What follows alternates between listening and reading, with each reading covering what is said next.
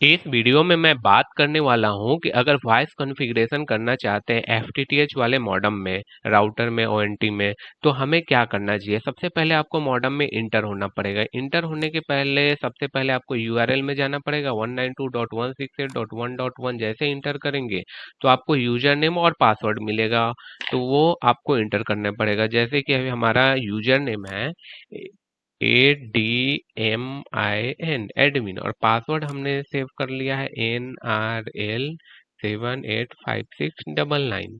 उसके बाद हमें वेरिफिकेशन कोड डालना है, वो हम डालते हैं 60GR2। इंटर करने उसके बाद लॉगिन करने के बाद हमें इसमें लॉगिन हो गए। लॉगिन होने के बाद सबसे पहले आपका काम होना चाहिए कि वन इन्फॉर्मेशन में आप जाइए। वन इन्फॉर्मेशन में गए तो हम देख लेते हैं कि हमारा स्टेटस क्या क्या है। तो यहाँ पे इंटरनेट में हमने कॉन्फ़िगरेशन करके रखा है, तो हमारा स्टेटस जो है अप है, और वॉइस का हमने कॉन्फ़िगरेशन कर रखा है तो वो भी अप है। और यहाँ पे देखिए नेटवर्क में दोनों के साथ हमारा जो आईपी है वो लैच कर रहा है, इंटरनेट और वॉइस। तो हमारा दोनों चीज अप है। उसके बाद हमें और दूसरा चीज हमें ये देखना चाहिए कि हमें ट्रांस पावर और रिसीव पावर कितना मिल रहा है। रिसीव पावर हमें मिनिमम हमको मिलना चाहिए -10 dB से लेके -30 dB तक, जिससे हमारा जो ओएनटी है वो काफी अच्छा स्पीड के साथ काम करेगा। अगर मान लीजिए -40 है तो वो हमारा मॉडेम का पॉन स्टेबल नहीं होगा और इंटरनेट नहीं चलेगा। अब हम बात करते हैं कि हमें कॉन्फ़िगरेशन कैसे करना है। तो कॉन्फ़िगरेशन करने के लिए आपको वन में जाना है। उसके बाद जैसे ही आप इंटरनेट में जाएंगे तो यहाँ पे देखिए हमने दो चीज़ का कॉन्फ़िगरेशन कर रखा है, यहाँ पे इंटरनेट और वॉइस। जैसे हम आपको दिखाते हैं ऐड वन, तो यहाँ पे ऐड वन के लिए यहाँ पे देखिए रूट हमें सेलेक्ट कर लेना है। उसके बाद IPv4 सेलेक्ट कर लेना है। उसके बाद आपको पीपीओई में है तो आपको जो VLAN है वो डाल देना है। तो जैसे हमारा VLAN है अभी 175, और यहाँ पे आप 5 सेलेक्ट कर लीजिए चाहे 4 सेलेक्ट कर लीजिए, और आपका एक यूजर नेम और पासवर्ड मिलेगा। तो यूजर नेम पासवर्ड क्या है, अभी हमने एक पासवर्ड डाला है 296 296 041। के बाद आपको एक डायरेक्टली अभी हम बता देते हैं, जैसे यहाँ पे है लास्ट का सारा कॉमन है, तो अभी हम करते हैं TB296 041। उसके बाद आपको पासवर्ड डाल देना। पासवर्ड में PASSWORD, एग्जैक्ट यही है, PASSWORD। उसके बाद हमें क्या है, किसके लिए कॉन्फ़िगर करना है, इंटरनेट के लिए। उसके बाद आपको यहाँ पे सेव कर देना है। तो ये आपका इंटरनेट का कॉन्फ़िगरेशन हो गया। इंटरनेट का कॉन्फ़िगरेशन हो गया। वैसे ही आपको यहाँ पे देखिए, यहाँ पे हमने इंटरनेट के लिए कॉन्फ़िगरेशन किया, सेव करने के बाद ये आ जाएगा। अब वॉइस कॉन्फ़िगरेशन करने के लिए आपको क्या करना है, मोड में रूट करना है, IPv4 करना है यहाँ पे, लेकिन आपको गेट एड्रेस ISP से करना है, DHCP मोड सेलेक्ट करना है। और जो आपका विलन आईडी है, विलन आईडी 1849 अभी करंट में है BSNL का, वो डालिएगा। और यहाँ पे आप कुछ भी दे सकते हैं, जैसे अभी मैंने 4 दे दिया। उसके बाद आपको यहाँ पे सेलेक्ट कर लेना है। तो यहाँ पे देखिए, यहाँ पे सर्विस मोड हम किसके लिए कॉन्फ़िगरेशन कर रहे हैं, वॉइस के लिए। तो हमें वॉइस को सिलेक्ट करना है, VoIP। उसके बाद अप्लाई करना है, तो हमारा वॉइस का कॉन्फ़िगरेशन का 50% काम कंप्लीट हो जाएगा। अब हम आते हैं एप्लीकेशन में। एप्लीकेशन में हमें क्या करना पड़ेगा कि जो सॉफ्ट स्विच होता है, एक सर्वर होता है, उससे हमें कनेक्ट कराना है हमारे मॉडेम को। तो देखिए यहाँ पे एक प्राइमरी ISP रजिस्टर एड्रेस होता है। एएस मतलब अभी जो मैं कॉन्फ़िगरेशन कर रहा हूँ ये असम सर्कल का है, क्योंकि मैं अभी वर्किंग हूँ जूनियर इंजीनियर BSNL में अभी। तो अभी हम ये कॉन्फ़िगरेशन करें असम सर्कल से, तो ये हमने यूजर आईडी एएस।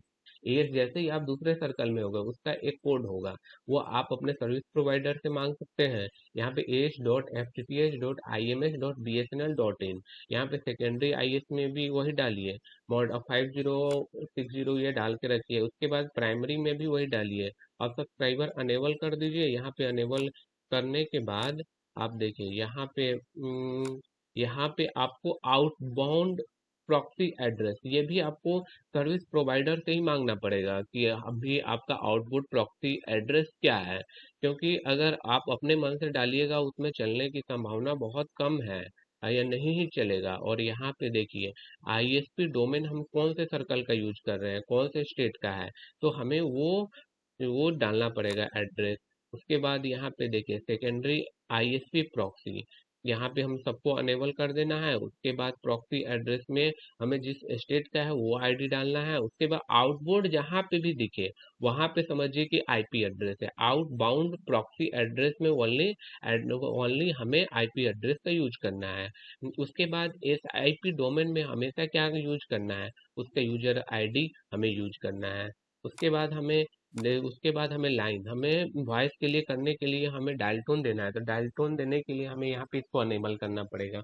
उसके बाद आपको 10 डिजिट का एक, तो आपको जैसे अभी हमारा 91 हो गया इंडिया का कोड, प्लस से स्टार्ट कीजिएगा। 3776 हो गया हमारा जो डिस्ट्रिक्ट का कोड है, वो आ गया एसटीडी कोड। उसके बाद लास्ट 6 डिजिट जैसे 291063 अभी हमारा एक नंबर है, उसको हमने कॉन्फ़िगरेशन किया।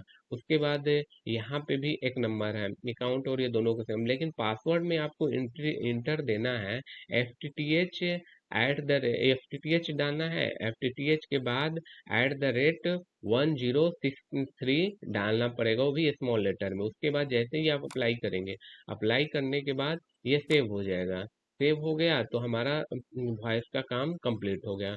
जैसे ही कंप्लीट होगा उसके बाद आपको थोड़ी देर बाद आप स्टेटस चेक कीजिएगा। स्टेटस में आपको क्या मिलेगा, यहाँ पे स्टेटस दोनों अप मिल जाएगा, वॉइस और इसका, आपका वॉइस और इंटरनेट का। तो आप आसानी से अनलिमिटेड कॉल कर सकते हैं। जो एफटीटीएच के जितने भी प्लान हैं बीएसएनएल में, उसमें सब में अनलिमिटेड कॉल है। एसटीडी लोकल आप कितना भी बात कीजिए, वो भी एचडी क्वालिटी में। तो आपको अगर एफटीटीएच ले रखा है तो आपको वॉइस एक्टिवेट कर लेना चाहिए, ताकि आप अनलिमिटेड कॉलिंग कर सकें एक घर के लिए या ऑफिस के लिए। Thank you for watching. अगर कोई प्रॉब्लम आता है वॉइस कॉन्फ़िगरेशन से रिलेटेड तो आप हमें ज़रूर बताइएगा। Thank you for watching. इस वीडियो में मैं बताने वाला हूं कि अगर फाइबर बेस्ड मॉडेम में अगर आप वॉइस कॉन्फ़िगरेशन कराना चाहते हैं तो आपको क्या क्या चीज़ करना पड़ता है। सबसे पहले आपको मॉडेम में तो कुछ नहीं करना पड़ता है, ज़्यादातर आपको कॉन्फ़िगरेशन पार्ट में करना पड़ेगा। कॉन्फ़िगरेशन जैसे ही करिएगा, जैसे कि 192.168.1.1, इसका फुल डिटेल आपको नेक्स्ट 3 मिनट के बाद दिखाई देगा। आप पहले आपको बेसिक इन्फॉर्मेशन होना चाहिए कि आपको टेलीफोन के साथ कैसे कनेक्ट करेंगे। तो देखिए यहाँ पे जो व्हाइट वाला जो केबल है उसको हम दूसरे एंड को हम टेलीफोन पोर्ट के साथ कनेक्ट कर दिया। टेलीफोन पोर्ट से कनेक्ट करने के बाद आप इसमें अनलिमिटेड कॉलिंग की सुविधा ले सकते हैं।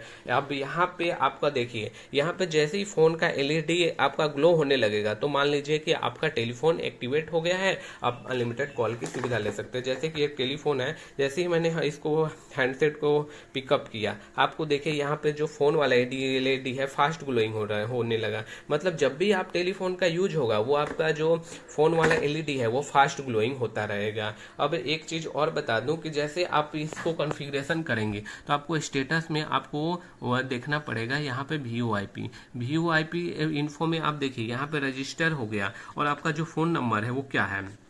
फोन नंबर अगर रजिस्टर मोड में आ गया तो आपका टेलीफोन काम करने लगेगा। जैसे कि अभी देखिए, अभी हमने एग्जैक्ट यही नंबर है अभी हमारे पास, इसको हमने डायल करते हैं। डायल किए तो डायल करने के बाद आपको रिंग होने लगा, तो फोन वाला जो एलईडी है वो फास्ट ग्लोइंग होने लगा।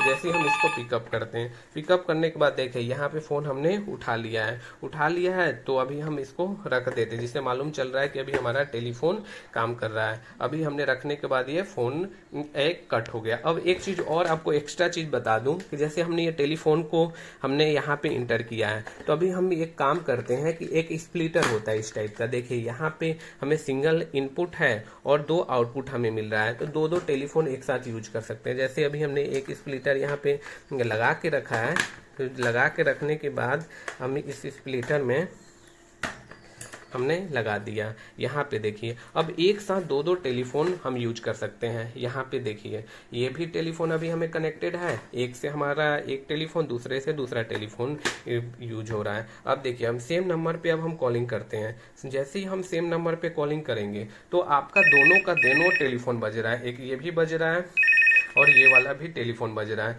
दोनों का दोनों दोनों का दोनों अभी ये बज नहीं रहा है, क्योंकि अभी देखिए अभी हमने ये लगाया नहीं है, अब लगाने के बाद ये भी बजने लगेगा। दोनों का दोनों टेलीफोन अब हमारा बजने लगा। हम किसी भी टेलीफोन को उठाएंगे हमारा टेलीफोन पिकअप हो जाएगा। जैसे हमने इसको उठाया तो अभी हमारा टेलीफोन पिकअप हो गया, और यहाँ पे आप बात कर सकते हैं डायरेक्टली। आप चाहे तो दोनों टेलीफोन को दो अलग अलग रूम में प्रोवाइड कीजिए, जिससे आपको मिलने लगा। अब देखिए अब हम काम करते हैं कि अब इस बार हम इस टेलीफोन